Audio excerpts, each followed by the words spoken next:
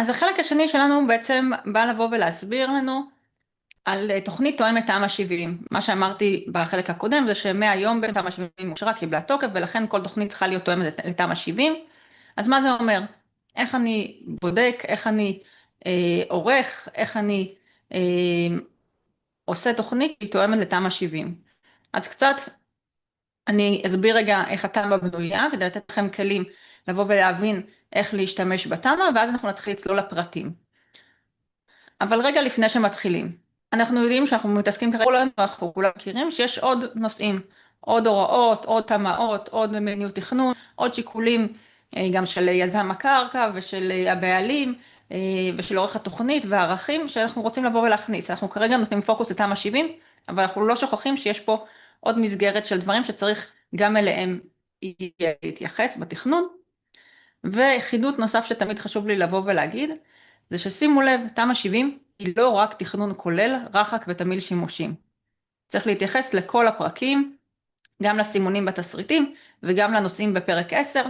תמ"א 70, ההדרכה שלנו עכשיו, היא בעצם הדרכה שבאה לבוא ולהסביר את כל, יש לנו כמה נושאים שאנחנו רוצים לבוא ולהסביר אותם, והם מלווים בעצם בצ'קליסטים, בכלי עזר, שנמצאים בתוך סביבת הלמידה. בתוך אתר מינהל התכנון, תמ"א 70, יש סביבת למידה, שיש בה אייקון של כלי עזר, אוקיי? אפשרות של כלי עזר, ובתוכו יש כלי עזר. בתוך ההדרכה היום, כשאני מסבירה נושא ויש לו כלי עזר, אני אפנה אתכם אל כלי העזר, שתוכלו לבוא ולהשתמש בו. אז אני מזמינה אתכם גם תוך כדי עכשיו להסתכל בכלי העזר, תוך כדי הדרכה בנייד או במחשב נוסף אם יש לכם. בנוסף לזה יש גם, אתם יכולים לפתוח את ההוראות עצמם של תמ"א 70 וגם ככה להסתכל על ההוראות עצמם תוך כדי ההדרכה, מי שרוצה זה יכול לעזור. אז כרגע שאנחנו מדברים על בדיקת תוכנית, על ההתאמה שלה לתמ"א 70, אנחנו בעצם רוצים לבוא ולראות האם התוכנית הזאת בעצם תואמת להוראות תמ"א 70, האם התוכנית הזאת נותנת מענה ועומדת במה שקבוע בתמ"א. הצ'קליסט בעצם מכווין אתכם לנושאים השונים כדי לבוא ולעשות איזשהו ככה מעבר סדרתי על הנושאים. הוא לא כולל את כל, הוא נותן כותרות, אוקיי? אתם צריכים ללכת אל התמ"א תמיד ולבדוק את הנושאים. אז שנייה רגע בגדול, נעבור על הנושאים ואז ניכנס לפרטים. פרק 8 הוא פרק ייעודי הקרקע, הפרק המרכזי של תמ"א 70, שתמ"א 70 בעצם לוקחת את הכלי של ייעודי הקרקע, שאנחנו רגילים לראות אותו בתוכניות ככלי שבעצם אומר לנו, מעיד לנו על השימוש של הקרקע, אבל תמ"א 70 לקחה את הכלי הזה ועושה בו שימוש אחר. שני הייעודים המרכזיים שנקבעו בתמ"א הם בתחת 8.1, אזור פיתוח ומרחב עירוני מוטה מטרו. שני האזורים האלה הם באים בעצם לא לבוא ולהגיד שום דבר על השימוש, על מה שיהיה בתוך השטח הזה, אלא על אופן הפיתוח של המרחב הזה ביחס למצב היום. אנחנו תכף נראה את ההסבר עליהם. אזור פיתוח זה האזורים הפנויים, מרחב עירוני מוטה מטרו זה האזורים הבנויים היום כבר הקיימים. זה 8.1 ייעוד הקרקע המרכזי שבעצם תמ"א 70 קובעת. בנוסף לזה יש ייעודי קרקע נוספים, שהתמ"א מסמנת אזור שימור מקומי, שטח פתוח, מוסדות ציבור כלל עירוניים, תשתיות ודרכים, בהם אנחנו פחות נתעמק בהדרכה הזאת. אחרי שעברתם על סעיף 8, על פרק 8, וראיתם באיזה ייעוד התוכנית שלכם חלה, במידה ואתם נמצאים באזור פיתוח או באזור עירוני מוטה מטרו, ואתם עושים תכנון כולל, אנחנו, שוב, מי שלא מכיר, אנחנו בהמשך תכף ניכנס לפרטים מה זה תכנון כולל, אבל אמרתי בהתחלה שבעצם כדי לעבור מהמרחב, מהמצב הקיים היום, אל המרחב של מרחב תחנת מטרו שאנחנו רוצים לבוא ולעשות את זה דרך תכנון כולל. אז תחת סעיף 8.1.1.3, יש פירוט של מה נדרש בתכנון כולל. רשימה שאתם צריכים לבוא ולוודא שאתם עונים עליה. תכף ניכנס לזה בצורה מעמיקה יותר. אני רגע עוברת על כל הפרקים. אחרי פרק 8, פרק הייעודים, יש לנו את פרק 9. פרק 9 בעצם הוא הסימונים הנוספים בתסריט. אמרנו שהתסריט בתמ"א 70 קובע את ייעודי הקרקע, בנוסף לזה הוא מסמן עוד סימונים נוספים. הסימונים האלה, ההוראות נמצאות בפרק 9, יש לנו את מרחב הליבה, רחוב עירוני ראשי, ציר ירוק, מוקד נופי, תחנת ממשק בתחום חיפוש למעבר ציבורי.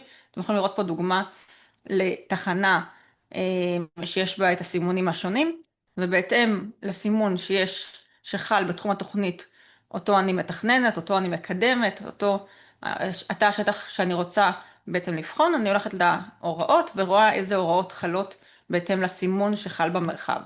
והפרק הנוסף הוא פרק 10. פרק 10 הם הוראות נוספות להכנת תוכניות. על כל מרחב המטרו, על כל מרחב תמ"א 70, בנוסף לפרק ייעודי הקרקע ולסימונים בתסריט, יש עוד הוראות בנושאים שונים שחלות. תקן החנייה, צרכי ציבור, מרחב ציבורי, דיור מכליל, התייחסות לשלביות, לבינוי, כל ההוראות האלה נמצאות בפרק 10, הן חלות בעצם על כל המרחב, וגם עליהם אני צריכה לראות שהתוכנית שלי עונה. אז עכשיו, אחרי שסקרתי את הפרקים 8, 9 ו-10, נחזור חזרה וניכנס קצת יותר לעומק. פתחתי ואמרתי שייעוד הקרקע המרכזי, ייעודי הקרקע, שני ייעודי הקרקע המרכזיים שתמ"א 70 קבע, הם נמצאים בסעיף 8.1, אזור פיתוח ומרחב עירוני מוטה מטרו. כאשר מרחב עירוני מוטה מטרו, הוא בעצם המרחב העירוני הבנוי. כל העיר בעצם הקיימת, מרוב המרחב שה-109 תחנות תוכננו בו ואושרו בו, הוא ברובו בנוי. יש בו כבר אנשים שגרים, אזורי תעסוקה, שטחים שונים. השטחים האלה שהם בנויים, הם נקבעו בעיקרם כמרחב עירוני מוטה מטרו, וברור לנו שהתהליך של השינוי שלהם אל עבר מרחב שהוא מרחב מוטה תחבורה ציבורית, מרחב שמתאים למרחב של מטרו, הוא צריך להיות בתהליך של התחדשות עירונית. מנגד יש לנו את אזורי הפיתוח. אזורי הפיתוח הם אותם מרחבים שהם פנויים מבינוי, או בנויים בצורה דלילה, מבחינת התכסית שלהם או עוצמות שלהם.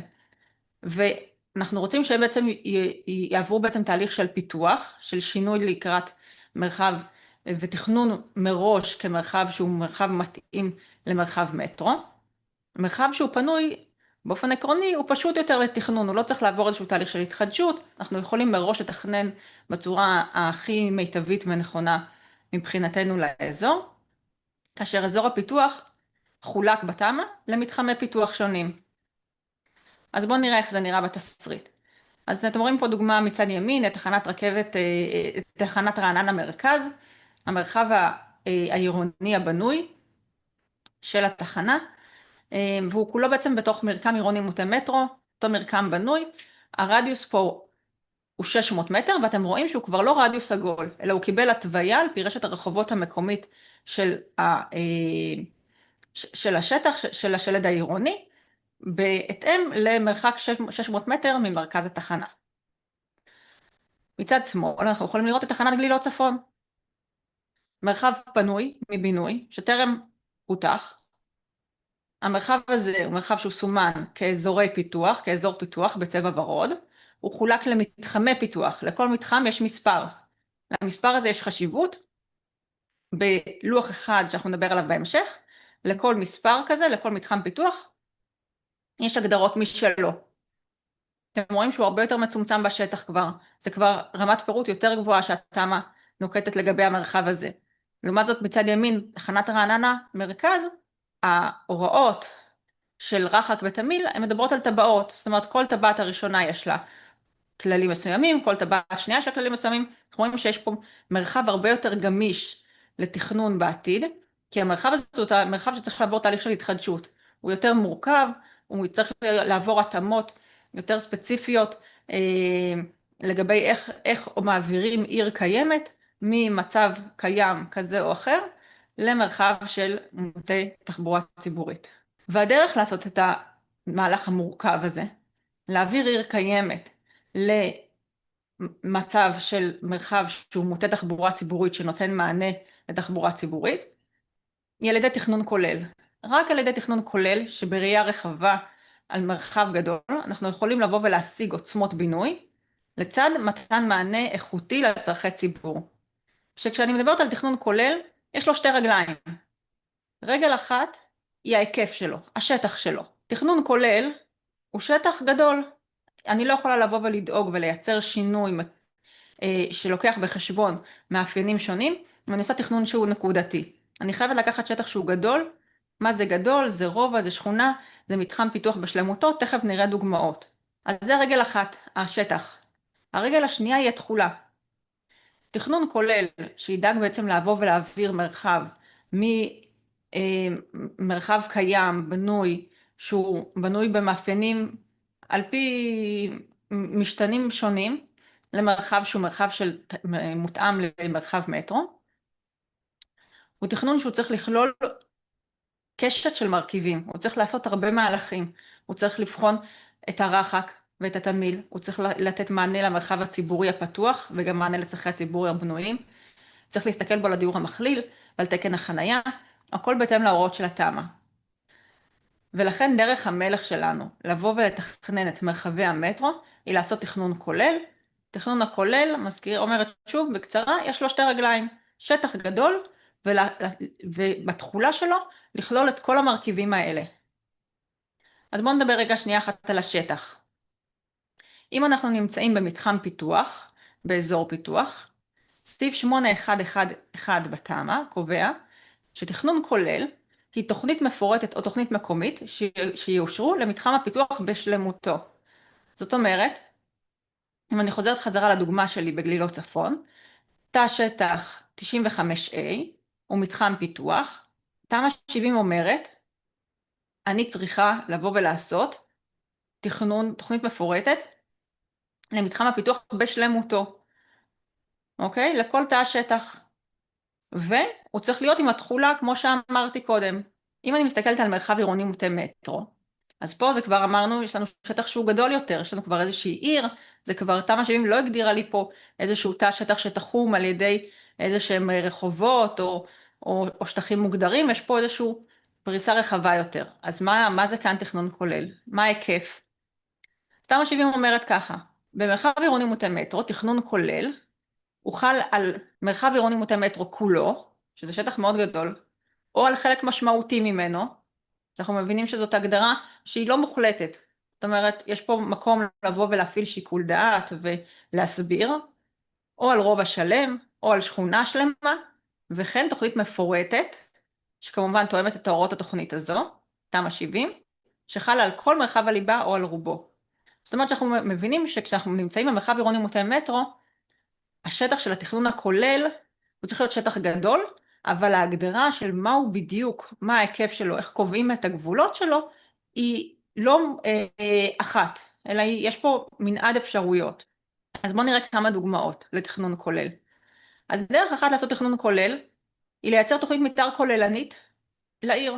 לקחת את כל הקו הכחול של העיר, ובבת אחת לבוא ולייצר תכנון כולל שמסתכל על כל המרחב של תמ"א 70 בתחום העיר, לייצר תכנון כולל בבת אחת על כל השטח העירוני, ת"א 5500 שבהכנה היא את זה, ובעצם היתרון של זה שאנחנו עושים הסדרה והתוויה של כל המרחב העירוני שלנו אל עבר פיתוח תואם תמ"א 70. וברגע שאנחנו מייצרים את זה ויהיה לנו תכנון כולל תואם תמ"א 70 לכל המרחב הזה, שראינו נוכל להתקדם עם תוכניות מפורטות קטנות יותר. במקרה ואנחנו לא עושים תוכנית מתאר כוללנית עכשיו לכל העיר. אנחנו יכולים לעשות גם תוכניות יותר קטנות. כאן אנחנו יכולים לראות דוגמה להיקף, לשטח של תוכנית, תמ"ל 2050, שלקחה את שכונת גיורא ברמלה, ובעצם קבעה בה תא שטח שהוא מספיק גדול, הוא כולל שכונה, והוא עושה בתא שטח הזה, בגלל שהוא לוקח תא שטח שהוא מספיק גדול של שכונה, יש לו מספיק שטח כדי גם לבחון את הרחק, את התמהיל, לייצר את אותם מענה לצרכי ציבור, התוויה של רשת, כל הדרישות של תמ"א 70 יכולות לבוא ולקבל פה מענה, בהיקף שטח שבעצם מכיל שכונה שלמה.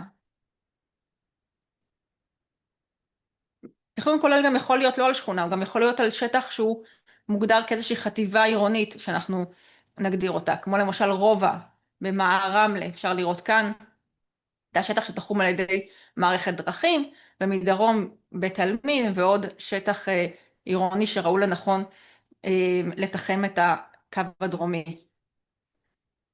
ודוגמה נוספת לתכנון כולל, אמרנו, גם יכול להיות תכנון על מרחב הליבה. תכנון על כל מרחב הליבה בשלמותו, או על חלק משמעותי ממנו, גם הוא יכול להוות תכנון כולל. אז אני חוזרת חזרה. אמרנו תכנון כולל, שתי רגליים. היקף, ראינו עכשיו כמה דוגמאות, ותחולה. אז בואו נדבר רגע אחד על התחולה. בתחולה של התכנון הכולל צריך בעצם לבוא ולדאוג שהמרחב הזה יענה על כל הוראות התמ"א, ולכן הוא צריך לעסוק בכל הנושאים האלה. אוקיי? אני מזכירה שתמ"א 70 היא לא רק תכנון כולל, תוכנית תואמת תמ"א 70 היא לא רק תכנון כולל, יש גם עוד פרק 9 ופרק 10. אבל כרגע אנחנו מתמקדים במה התכנון הכולל צריך לענות כדי להיקרא תכנון כולל, כדי בעצם לאפשר לאותו מרחב בעתיד להתקדם, גם עם מפורטות קטנות יותר. אז התכנון הכולל צריך לבוא ולייצר הסדרה והתוויה של הרח"ק. הרח"ק בתמ"א 70 נקבע בלוח אחד, אוקיי? יש לנו גם את המסמך רקע שמדגים את החישוב. על פי לוח אחד אני יודעת מה הרח"ק שאני צריכה לעמוד בו, התכנון הכולל בעצם מייצר את אותם איזונים בתוך התוכנית כדי לעמוד ברח"ק. תמ"א 70 לא נועדה לבוא ולקבוע רח"ק למגרש בודד. היא נותנת רח"ק למרחב ממוצע, והתכנון הכולל בעצם בא ומייצר את אותה הסדרה, את אותה התוויה של פריסת הרח"ק. נראה בהמשך ההדרכה, חלק מפורט יותר על הרח"ק. כנ"ל לגבי תמהיל השימושים. לוח מספר 1 קובע את תמהיל השימושים, בהמשך נראה פירוט בעצם על הנושא הזה. סעיף 8113(ד) אומר לנו על שטחי הציבור המבונים והפתוחים, שהתכנון הכולל צריך לבוא ולענות עליהם. שימו לב שיש גם עוד סעיפים בפרק 10 שמדברים על שטחי הציבור. יש פה עוד נושאים שהתכנון הכולל צריך לענות עליהם, על גובה בינוי, תמהיל דיור, רשת, דרכים, קביעה של מתחמים להתחדשות. כל הנושאים האלה הם הנושאים שנמצאים בתוך התחולה של התכנון הכולל, ותוכנית שתהווה תכנון כולל, בעצם תענה על הצ'קליסט הזה, תבוא ותטפל בכל הנושאים האלה. בואו נראה רגע שתי דוגמאות. אז דוגמה לנושא הרח"ק, אנחנו רואים פה את תחנת יגאל אלון באור יהודה, תוכנית שבעצם חלה במרחב התחנה. אנחנו רואים שבעצם המתכננים פה, כהן ווינד, שותפים, אדריכלות ותכנון ערים, זה מתוך המצגת שלהם. התוכנית שלהם חלה במתחם פיתוח 76, אוקיי? על פי הטבלה בלוח אחד, הרח"ק שהם נדרשים לעמוד בו הוא רח"ק 6. הם בחנו את המרחב של התחנה, באיזה מרחבי ליבה, באיזה טבעת ראשונה, טבעת שנייה של אותו מרחב. כאן אנחנו רואים שבעצם תמ"א 70 קבע רח"ק 6 לכל אזור הפיתוח. הם חילקו את התוכנית בהתאם לשיקולים תכנוניים כאלה ואחרים למגרשים, מתחמים. לכל מתחם הם בדקו מה הרח"ק שמתכננים לגביו, ועשו ממוצע. כאשר הממוצע של כלל השטחים בתוכנית עומד על רח"ק ממוצע של 6.7, ואנחנו רואים שזה בעצם גבוה יותר מהרח"ק המינימלי שנקבע בתמ"א 70, ולכן התוכנית עומדת ברח"ק ועושה בעצם את אותו מהלך של פריסה של הרח"ק המינימלי בתוך התוכנית עצמה, בהתאם לנתונים המקומיים, בהתאם לתפיסה התכנונית המתאימה לאותו מרחב. שוב, פירוט לגבי הרח"ק יש לנו בהמשך היום, ב-12:10. דוגמה אחרת, אמרנו שיש לנו גם את רשת ההליכה. תוכנית תכנון כולל צריך לבוא ולדאוג למרחב הציבורי ולקבוע גם את רשת ההליכה והרכיבה, כאשר אם אנחנו הולכים לסעיף 10.3.4 בתמ"א, אנחנו רואים שגודל צל הבלוק בתמ"א 70 נקבע, שגודל צל הבלוק לא יעלה על 100 מטר, כדי לאפשר מעבר בין צל הבלוק אחד למשנהו, כחלק מרשת הליכה ורכיבה. כאשר שימו לב, בתחום מרחב הליבה, גודל צל הבלוק לא יעלה על 50 מטר. יש לנו פה כלל מאוד ברור, שבא לבוא ולהגיד, זה הסטנדרט. זה השיטה של תמ"א 70 לבוא ולעשות. אני רגע מפרטת את זה רגע פה, ואנחנו נראה את זה אחר כך חוזר בהמשך שוב ושוב. תמ"א 70 קובעת סטנדרט, היא קובעת את העיקרון, את הכלל, את דרך המלך, את מה שאנחנו שואפים, צל הבלוק 100 מטר, כדי לייצר את אותה רשת הליכה צפופה במרחב ליבה כל 50 מטר.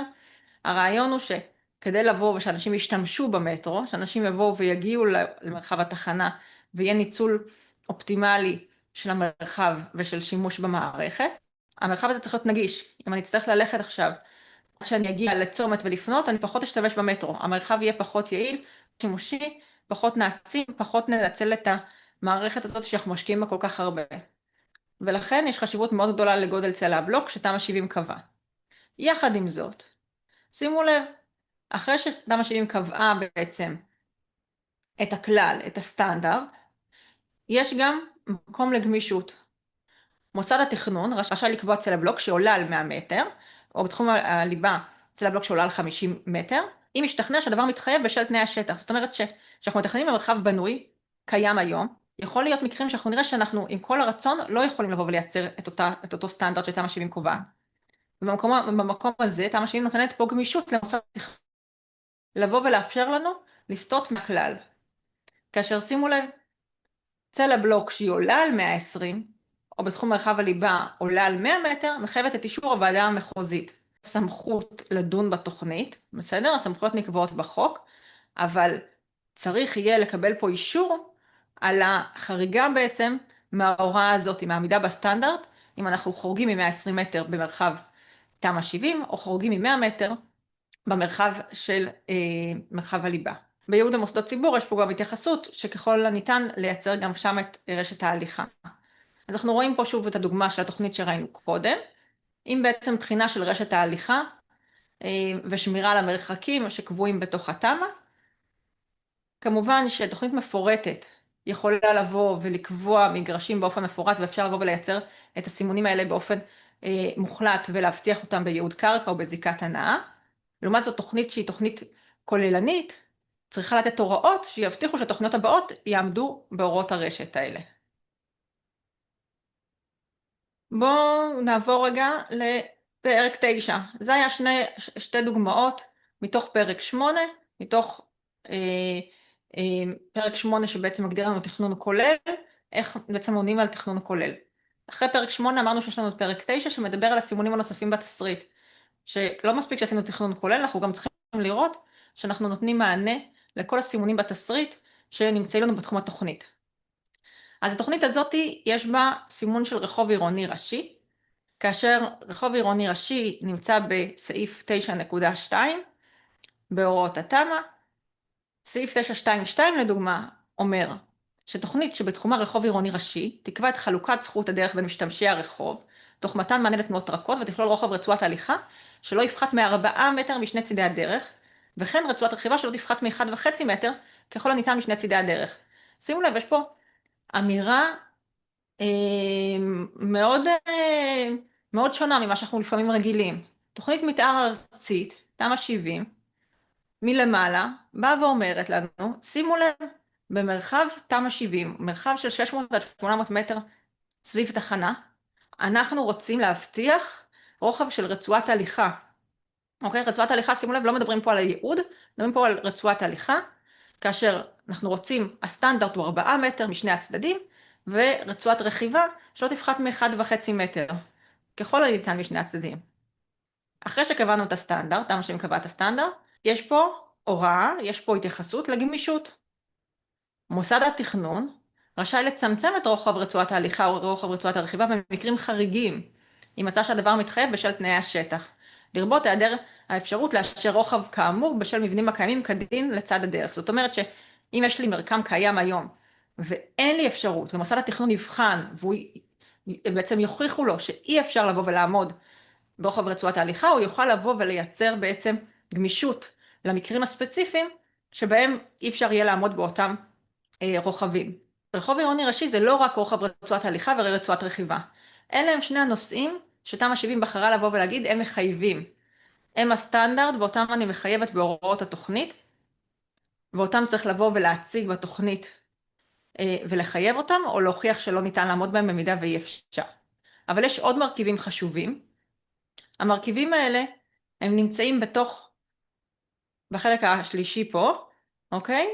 יתר מרכיבי היסוד ברחוב עירוני ראשי קבעו בהתחשב בין היתר בשיקולים המפורטים בסעיף 222 בנספח עקרונות התכנון. רחוב עירוני ראשי אנחנו רוצים שהוא יכלול גם דופן, פעילה, אנחנו רוצים שהוא יכלול גם נטיעות, אנחנו רוצים שהוא יכלול עוד מאפיינים שיובילו למרחב ציבורי איכותי. תמ"א 70 בעצם מנחה לגביהם, היא לא מחייבת, ומפורטים בנספח עקרונות התכנון.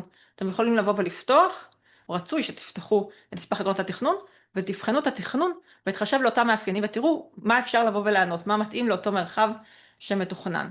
אז אם נחזור רגע חזרה אל התוכנית שהצגנו, אז אנחנו יכולים לראות פה שכאן זה ספציפית רחוב מאוד ראשי, חתך רחב, של רחוב עירוני ראשי, יש גם רחובות עירוניים ראשיים בחתך מצומצם יותר, אנחנו רואים פה הדגמה של רוחב רצועות ההליכה והרכיבה, שבעצם מדגימים לנו ומציגים לנו שניתן לבוא ולעמוד פה בהוראות התמ"א. ואני עוברת אל החלק השלישי שלנו. אמרנו, תמ"א 70, פרק 8, ייעודים, עם תכנון כולל, פרק 9, סימונים בתסריט, פרק 10, הוראות להכנת תוכניות בנושאים השונים. בפרק 10 אנחנו נמצא את ההוראות שלנו על תקן החנייה, על צרכי הציבור, על המרחב הציבורי, על דיור מכליל, על שלביות, על בינוי. כל הנושאים האלה צריכים לקבל מענה בתוכנית שאתם מקדמים בתוך תמ"א 70. בכל אחד מהנושאים האלה צריך לפתוח את ההוראות ולראות שהתוכנית בעצם נותנת מענה וקובעת את מה שנדרש. בואו נראה דוגמה לגבי המרחב הציבורי. אז המרחב הציבורי נמצא לנו בסעיף 10.3, אמרנו פרק 10 חל על כל התמ"א, לא על סימונים מסוימים בתסריט כמו פרק 9. אז אם פרק 9 דיבר על רחוב עירוני ראשי, שהוא חל רק איפה שמסומן אותו רחוב עירוני ראשי, פרק 10, מרחב ציבורי, מדבר על כל המרחב הציבורי בתוך התמ"א 70, כל אותם 600-800 מטר מתחם ההשפעה סביב התחנה. והתמ"א אומרת בסעיף 10.2, בתוכניות יישמר רוחב רצועת הליכה, שלא יפחת מ2.5 מטר משני צידי הרחוב. אלא אם נקבע רוחב רצועת הליכה שונה בתוכנית זו. אוקיי? יש פה סטנדרט. תמ"א 70 שמה סטנדרט, כל רחוב שהוא לא משנה מהו, צריך לאפשר בו רוחב רצועת הליכה של 2.5 מטר לפחות משני צידי הרחוב. והם אומרים גם עוד, רצועת הרכיבה תתוכנן ככה שברחובות בעלי זכות דרך מעל 25 מטר, רצועת הרכיבה לא תפחת מ1.5 מטר, ככל הניתן משני צידי הרחוב, אם רוחב רצועות זכות הדרך קטנה יותר. אפשר לעשות את זה באמצעים של שביל דו-סטרי, או כחלק מהמיסה.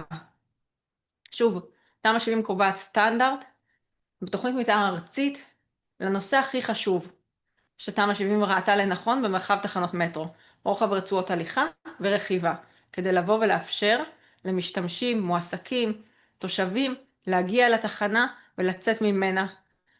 לבוא ולאפשר מרחב שהוא יהיה שמיש ויעודד שימוש בתחבורה הציבורית, ואז אפשר יהיה לבוא ולהעצים אותו ולפתח אותו ולייצר בו רוב שימושים, שיצדיק את המערכת ובעצם ייתן לנו מרחבים איכותיים למרחב. גם כאן, הפסקה האחרונה נותנת את הגמישות. מוסד התכנון רשאי לסטות מרוחב רצועת ההליכה ורצועת הרכיבה כאמור, במקרים חריגים, אם מצא שהדבר מתחייב בשל תנאי השטח. המטרה של הגמישויות היא לאפשר את המקרים החריגים האלה, במקרה שבאמת אי אפשר לבוא ולעמוד בזה, שבאמת הוכחנו שיש פה מצב חריג שלא ניתן לבוא ולעשות ולעמוד באותו מינימום של 2.5 מטר, אז מוסד התכנון יכול לבוא ובעצם לאשר תוכנית בסטייה מההוראה. אז אנחנו יכולים לראות פה דוגמאות בתוך התוכנית שהצגתי קודם, שמציגים את חתכי הרחוב, ומבטיחים בעצם את רוחב רצועת ההליכה והרכיבה בכל המרחב הציבורי שהוא בתחום תמ"א 70. אז סיימנו את החלק של תוכנית תואמת תמ"א 70. עברתי על כל הנושאים בעצם, על הפרקים שיש בתוך התמ"א, פרק 8, פרק 9, פרק 10, ונתנו גם דוגמאות איך אנחנו בודקים את ההוראות